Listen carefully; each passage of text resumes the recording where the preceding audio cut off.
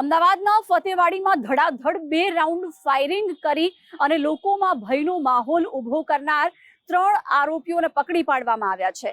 વેજલપુર પોલીસે ગુનામાં વપરાયેલ હથિયારો સાથે ત્રણેય આરોપીઓને જેલના સળિયા ગણતા કરી દીધા છે।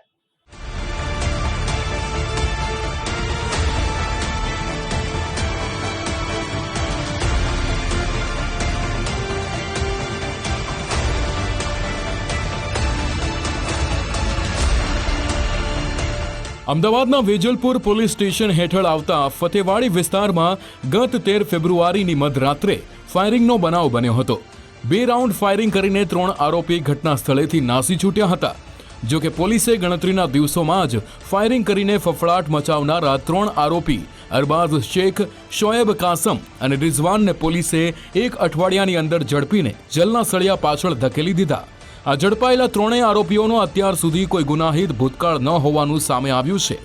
13 ફેબ્રુઆરીની મધરાત્રે થયેલા ઘટનાક્રમ પર નજર કરીએ તો બિસ્મિલ્લા બેકરી પાસે લોકોની અવરજવરથી ધમધમતા દીવાન પાર્લર આવેલું છે, જેની નજીક ચાની કીટલી પર બેસવા મુદ્દે આરોપીઓ અને ફરિયાદી વચ્ચે અગાઉ માથાકૂટ થઈ હતી।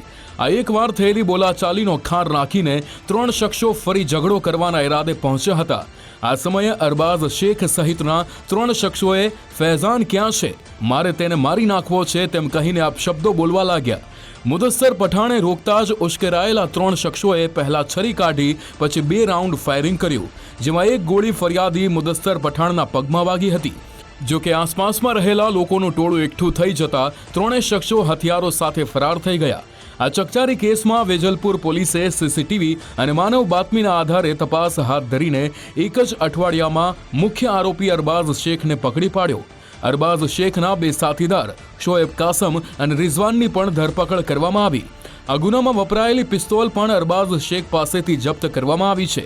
આ હથિયાર અરબાઝે સુરતના તેના મિત્ર અજય પાસેથી ખરીદ્યું હોવાનું પ્રાથમિક પૂછપરછમાં કબૂલ કર્યું છે।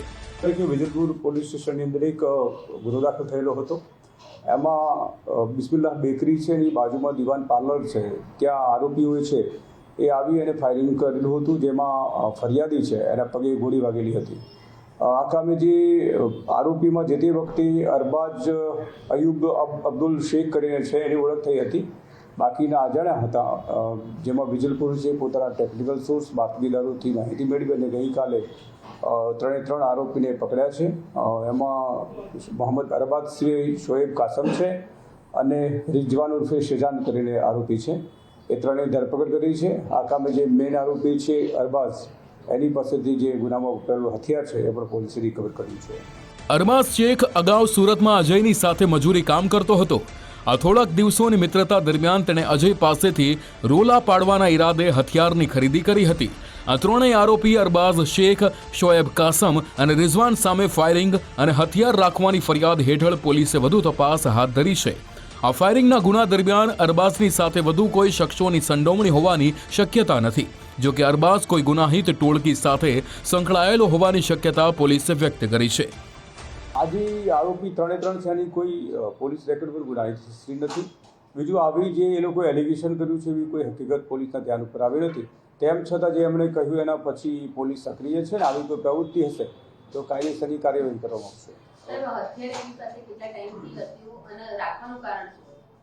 નહીં, હથિયાર તો એ જ્યારે એની સાથે પહેલાં કામ કરતો હતો, મજૂરી કામ એ વખતેથી અજય સાથે ત્યારથી કોન્ટેક્ટમાં હતો એટલે એણે મેળવેલું હતું અને એમ કે શોબાજી કરવાના ઉદ્દેશથી રાખેલું હોવાનું એને જણાવ્યું છે, પણ ખરેખર જે સાચું કારણ શું છે એ હવે પૂછપરછ ચાલુ છે એટલે ખબર પડી ગઈ છે।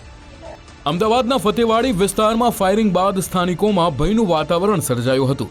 વેજલપુર પોલીસે ગુનામાં વપરાયેલું હથિયાર, ઘટના સ્થળેથી એફએસએલની તપાસમાં મળેલા પુરાવા અને ફરિયાદી મુદસ્સર પઠાણના નિવેદન સહિત 3 આરોપીઓને કડક સજા મળે તેવા સંખ્યાબંધ પુરાવા એકઠા કર્યા છે।